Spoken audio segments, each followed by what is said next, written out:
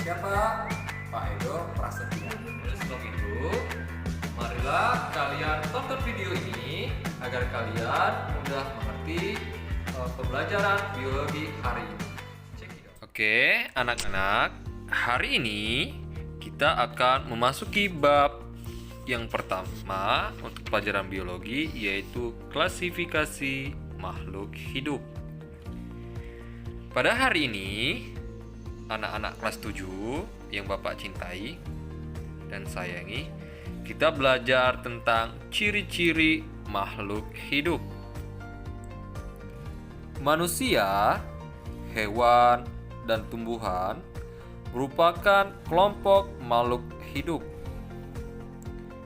Makhluk hidup atau disebut dengan biotik dan benda tak hidup atau benda mati yang disebut dengan abiotik itu dapat dibedakan dengan adanya ciri-ciri kehidupan. Nah, bagaimana ciri-ciri kehidupan tersebut? Akan kita pelajari kali ini.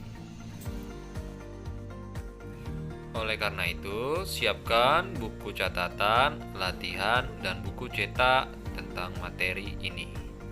Makhluk hidup menunjukkan adanya ciri-ciri kehidupan, antara lain yang pertama adalah bernapas, yang kedua adalah tumbuh dan berkembang, ketiga adalah menanggapi rangsangan, yang keempat adalah bergerak, yang kelima adalah memerlukan nutrisi, yang keenam adalah mengeluarkan zat sisa, dan terakhir adalah berkembang biak. Ini adalah ciri-ciri dari makhluk hidup. Benda mati tidak memiliki ciri-ciri tersebut. Oke, akan kita bahas satu persatu dari ciri-ciri makhluk hidup tersebut. Yang pertama adalah bernapas atau biasa disebut dengan respirasi. Bernapas adalah proses pengambilan oksigen dari lingkungan dan pengeluaran karbon dioksida beserta uap air. Setiap saat kamu bernapas, yaitu menghirup udara yang diantaranya mengandung oksigen O2 dan mengeluarkan udara dengan kandungan karbon dioksida atau CO2 lebih besar dari yang dihirup. Kamu dapat merasakan kebutuhan bernapas dengan cara menahan untuk tidak menghirup udara selama beberapa saat. Namun, kalian akan mengalami dan merasakan sesak napas sebagai tanda kekurangan oksigen. Bernapas itu jika kita buat reaksinya adalah seperti ini, di mana kegiatan bernapas itu akan menghasilkan energi. Pernapasan yang menggunakan oksigen disebut dengan pernapasan aerob. Sedangkan pernapasan yang tidak menggunakan oksigen disebut dengan pernapasan anaerob. Pernapasan yang digunakan oleh oksigen ini biasanya adalah manusia, terus hewan, sedangkan pernapasan yang tidak menggunakan oksigen pernapasan anaerob. Contohnya adalah jamur dan bakteri. Seperti jamur pada proses pembuatan tapai, fermentasi tapai. Respirasi yang digunakan pada makhluk hidup. Contohnya antara yang pertama adalah paru-paru. Paru-paru ini digunakan pada umumnya oleh manusia. Yang kedua adalah trakea.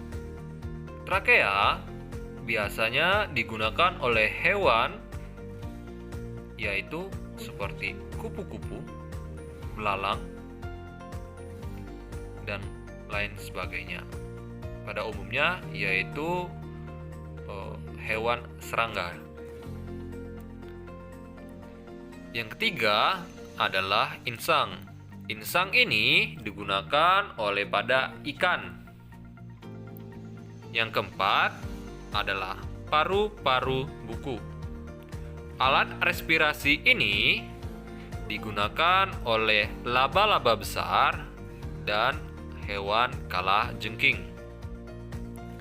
Sedangkan yang terakhir adalah stomata, di mana stomata adalah alat respirasi yang digunakan oleh tumbuhan untuk bernapas. Yang kedua adalah bergerak. Kalian dapat berjalan, berlari, berenang, dan menggerakkan tangan. Itu merupakan salah satu ciri kalian bergerak. Tubuh kalian dapat melakukan aktivitas tersebut karena tubuh kalian memiliki namanya sistem gerak.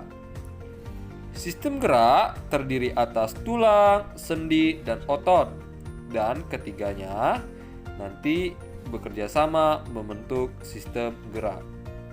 Nah, sistem gerak itu sendiri akan kalian pelajari di kelas 8. Manusia dan hewan itu bergerak secara aktif, artinya disertai dengan perpindahan.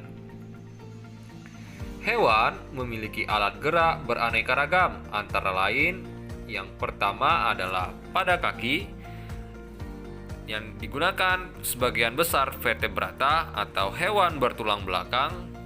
Yang kedua, sirip pada ikan, sayap pada burung, kaki semu atau pseudopodia pada amoeba. Terus bulu cambuk atau disebut dengan flagel pada Eulena viridis.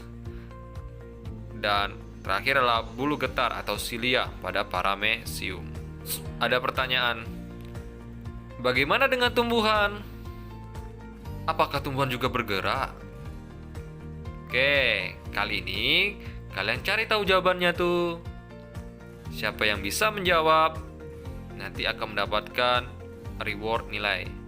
Cara menjawabnya silakan japri atau menjawab di grup dengan voice note melalui pesan WA. Kita lanjut ya. Yang ketiga yaitu memerlukan makanan atau nutrisi. Untuk beraktivitas, setiap makhluk hidup itu memerlukan energi. Dari manakah energi tersebut diperoleh? Nah, untuk memperoleh energi tersebut, makhluk hidup memerlukan makanan dan minuman. Manusia dan hewan untuk memperoleh makanan sangat bergantung pada makhluk hidup lain atau disebut dengan heterotrof. Sedangkan tumbuhan dapat membuat makanan sendiri dengan memanfaatkan bahan-bahan anorganik dari sekelilingnya dan dibantu oleh energi cahaya yang berasal dari matahari, di mana proses ini disebut dengan proses fotosintesis. Makhluk hidup yang dapat membuat makanan sendiri seperti tumbuhan itu disebut dengan autotrof. Ini proses pembentukan makanan sendiri oleh tumbuhan yang disebut dengan fotosintesis. Kebalikan dari proses respirasi atau bernapas.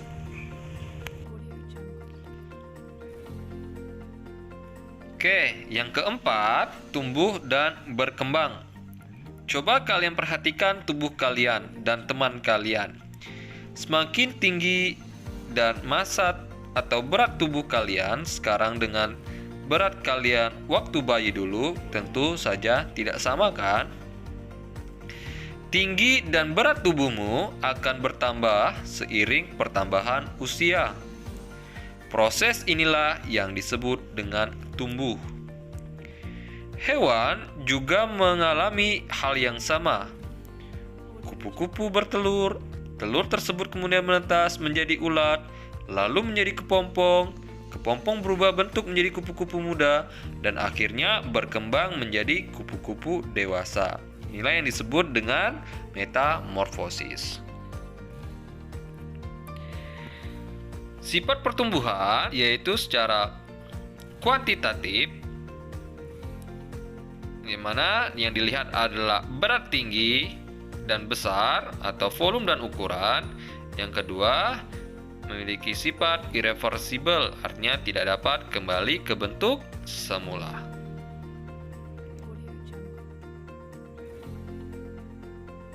Ini adalah proses pertumbuhan dari menetas telur, terus berubah menjadi anak-anak ayam, terus berubah menjadi ayam jago.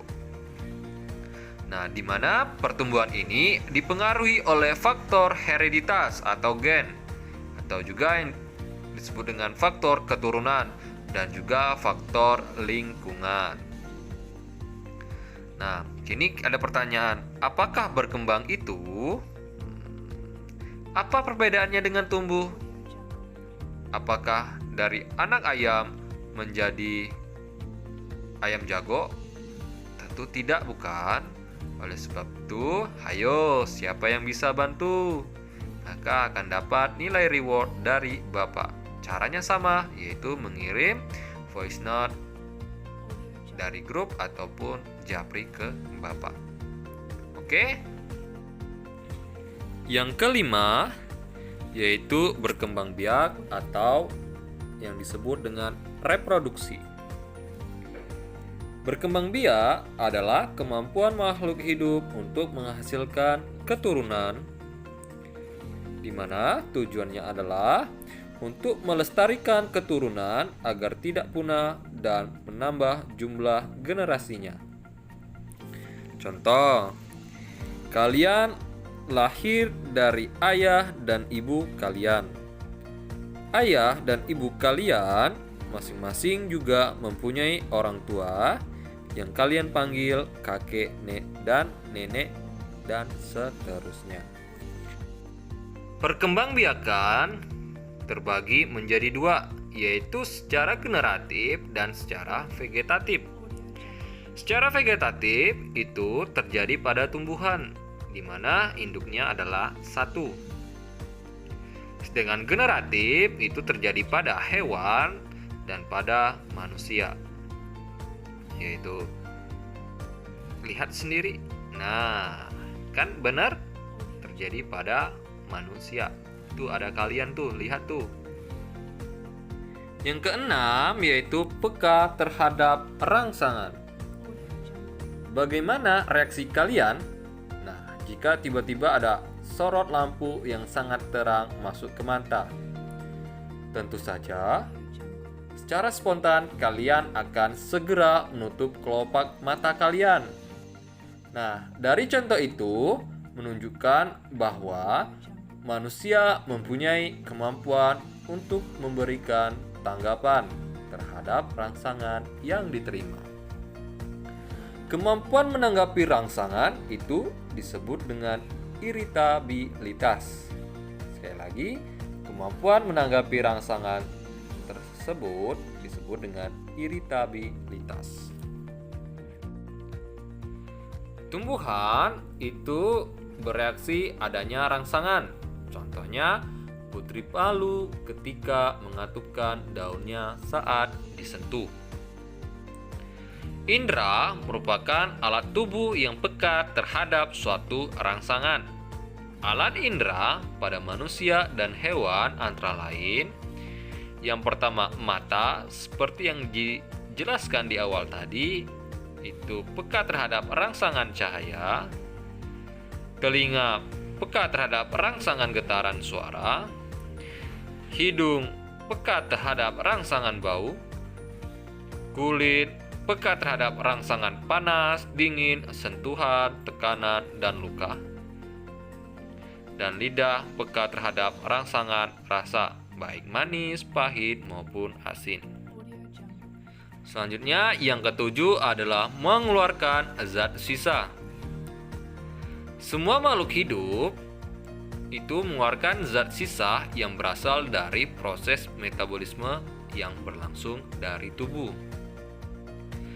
Zat sisa dari tubuh dikeluarkan melalui proses pernapasan, respirasi, bisa melalui proses ekresi, maupun melalui proses defekasi. Proses pernapasan mengeluarkan zat karbon dioksida dan uap air. Ya, dijelaskan di awal tadi. Sedangkan proses ekresi mengeluarkan urin. Dan defekasi adalah proses pengeluaran sisa-sisa pencernaan yang berupa feses atau ya. Biasanya ada satu lagi yang masuk ke ciri-ciri makhluk hidup. Walaupun tidak ada di slide, akan Bapak jelaskan sedikit, yaitu menyesuaikan diri terhadap lingkungan. Kemampuan makhluk hidup untuk menyesuaikan diri dengan lingkungan itu disebut dengan adaptasi. Contohnya, tumbuhan yang hidup di tempat kering, yang sedikit mengandung air, memiliki daun yang sempit dan tebal, adalah kaktus. Sedangkan tumbuhan yang hidup di tempat basah, banyak mengandung air, memiliki daun yang lebar dan tipis. Contohnya adalah teratai. Oke, kita ringkas pembelajaran hari ini. Bahwa makhluk hidup dapat dibedakan dengan benda tak hidup berdasarkan gejala-gejala hidupnya.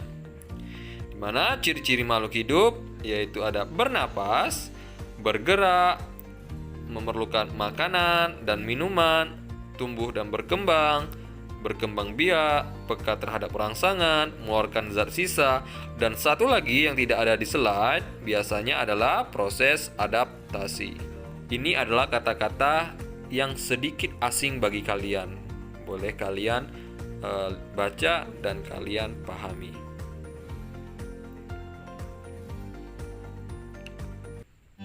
Oke anak-anak, apakah kalian mengerti pembelajarannya?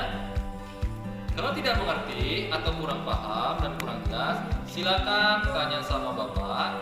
Nomor HP Bapak kan ada sama kalian, maka silakan tanya melalui nomor HP Bapak. Silakan jawab masing-masing ya.